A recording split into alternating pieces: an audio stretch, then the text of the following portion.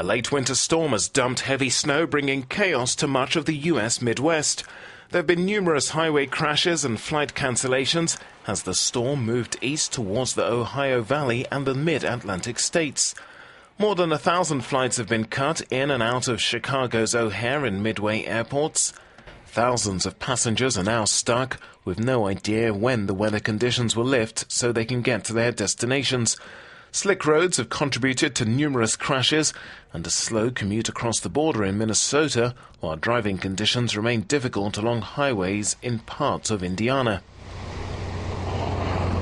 Authorities have issued warnings over ice and snow patches on highways across the Midwest, with road crews braced for worse conditions.